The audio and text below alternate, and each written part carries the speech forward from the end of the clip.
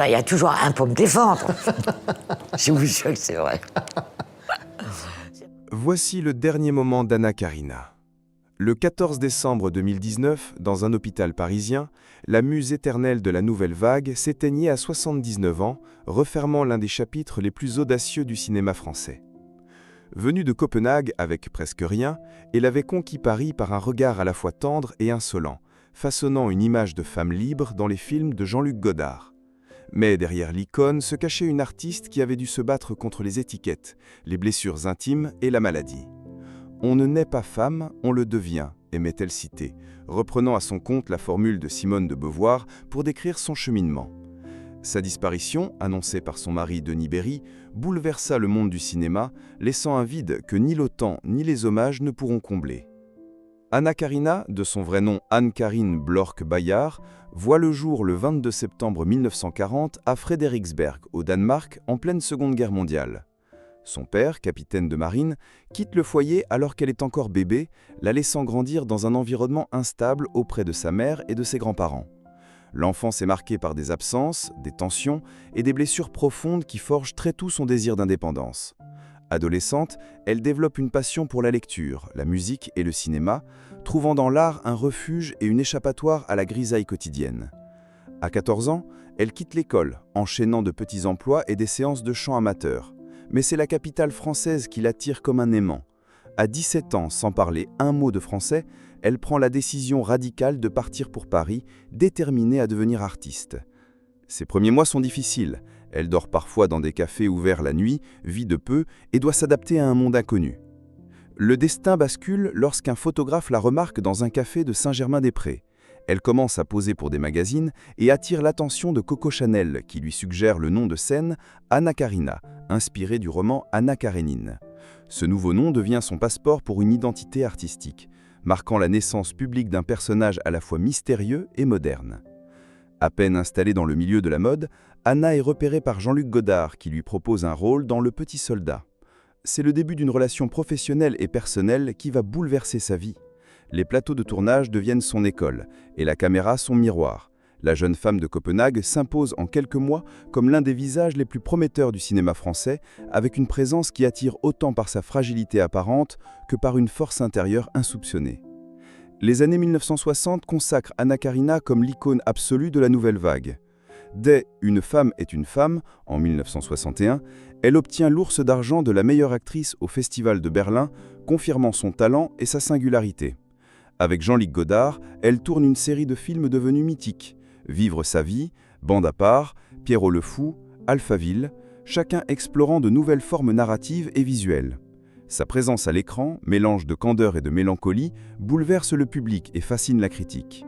Au-delà de Godard, elle collabore avec d'autres réalisateurs de renom comme Jacques Rivette, Lucino Visconti ou Georges Cukor, affirmant qu'elle n'est pas uniquement la muse d'un seul cinéaste.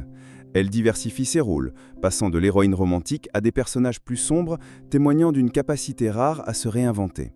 Sa voix douce et son regard énigmatique deviennent sa signature, inspirant toute une génération de cinéphiles. Parallèlement, Anna s'illustre dans la chanson. En 1967, elle enregistre Sous le soleil exactement et Roller Girl sous la direction de Serge Gainsbourg, chanson qui marque durablement la pop française.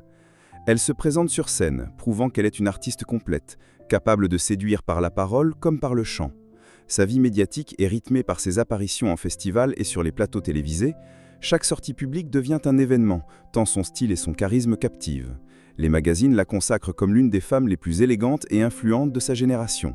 Mais cette lumière constante attire aussi les polémiques. Sa relation avec Godard, intense et orageuse, alimente les rumeurs. Leur couple devient un des symboles du lien complexe entre création artistique et vie sentimentale, où passion et conflit s'entrelacent. À la fin de la décennie, Anna Karina est au sommet. Actrice internationale, chanteuse reconnue, figure de mode et symbole culturel. Elle incarne une époque où le cinéma français ose, bouscule et invente, et elle, plus que quiconque, incarne cette liberté nouvelle. Derrière l'image lumineuse que renvoyaient les écrans et les magazines, la vie privée d'Anna Karina fut un enchaînement de passions intenses, de blessures profondes et de combats menés dans l'ombre. Son mariage avec Jean-Luc Godard, célébré en 1961, fut autant une union artistique qu'une relation tourmentée. Ensemble, Ils ont façonné quelques-uns des films les plus marquants du cinéma français. Mais leur vie conjugale se nourrit d'incompréhension, de jalousie et de silences douloureux. Godard, souvent absorbé par ses projets, pouvait se montrer distant, tandis qu'Anna, en quête de reconnaissance personnelle au-delà du statut de muse, souffrait de ne pas être pleinement écoutée. Leur séparation, en 1967, mit fin à une collaboration majeure, mais laissa des traces affectives durables. Après Godard, Anna Karina chercha à reconstruire sa vie sentimentale. Elle épousa l'acteur Pierre Fabre, puis plus tard le réalisateur américain Dennis Bury, qui restera à ses côtés jusqu'à la fin. Ces unions successives furent accompagnées de moments de bonheur, mais aussi de désillusion. Dans plusieurs entretiens, elle confiait avoir souvent ressenti un profond sentiment de solitude, même entourée. Ce vide intérieur, elle tenta de le combler par la création. Jouer, chanter, écrire, réaliser, autant de manières de donner un sens à son existence et de se prouver qu'elle pouvait être l'architecte de sa propre carrière. Les années 1970 marquèrent une période d'exploration personnelle.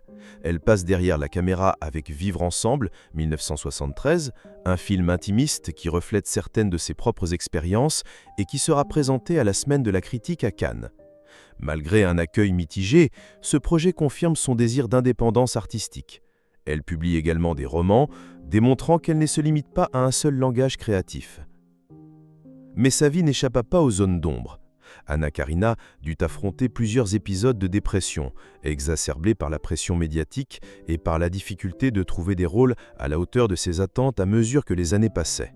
Les années 1980 et 1990 la voient moins présente sur les grands écrans, mais toujours active dans des productions plus confidentielles, parfois à l'étranger. Elle enchaîne également des concerts, renouant avec son amour du chant et de la scène. Côté engagement, elle ne fut pas une militante bruyante, mais elle exprima à plusieurs reprises son soutien aux causes féministes et à la liberté artistique. Dans ses interviews, elle évoquait la nécessité de préserver l'authenticité dans le jeu d'acteur, rejetant les artifices et la superficialité. Sa vision de l'art, intime et sincère, contrastait avec l'industrie du cinéma de plus en plus formatée. Sur le plan de la santé, les premières alertes sérieuses surviennent bien plus tard, mais les signes d'usure étaient perceptibles. Fatigue chronique, absence prolongée de la scène, annulation de projets. Malgré tout, Anna continuait à se présenter en public, avec élégance, maîtrisant l'art de dissimuler ses fragilités derrière un sourire mesuré. Sa vie privée resta discrète sur ces dernières décennies. Installée à Paris avec Dennis Bury, elle menait un quotidien relativement calme, partagé entre écriture, rencontres amicales et apparitions occasionnelles lors de festivals ou d'hommages cinématographiques. Cette période fut aussi celle d'une réconciliation intime avec son image. Elle accepta enfin, avec une certaine tendresse, l'empreinte indélébile que la nouvelle vague avait laissée sur sa vie. Dans l'ombre pourtant, elle luttait contre la maladie. Le cancer, diagnostiqué tardivement, s'ajouta à d'autres soucis de santé, peu encline à médiatiser ses épreuves. Les dernières années d'Anna Karina furent celles d'une présence plus rare, mais toujours précieuse, dans le paysage culturel français. Si son rythme de travail avait nettement ralenti, chaque apparition publique rappelait l'aura intacte de l'icône. On la voyait de temps à autre sur les plateaux de télévision ou lors de projections spéciales, notamment celles dédiées aux films de la nouvelle vague. Les jeunes générations de cinéphiles venaient à sa rencontre avec un respect teinté d'admiration, conscientes de l'importance historique de son parcours. En 2018, Anna Karina reçut un hommage appuyé lors du Festival Lumière de Lyon, où plusieurs de ses films furent projetés en copie restaurée. Elle se prêta volontiers au jeu de discussion avec le public, partageant des anecdotes sur le tournage de Pierrot le Fou ou Bande à part, et évoquant avec humour ses premiers pas maladroits à Paris. Cet événement marqua une de ses dernières grandes apparitions médiatiques, dans une atmosphère à la fois chaleureuse et empreinte de nostalgie.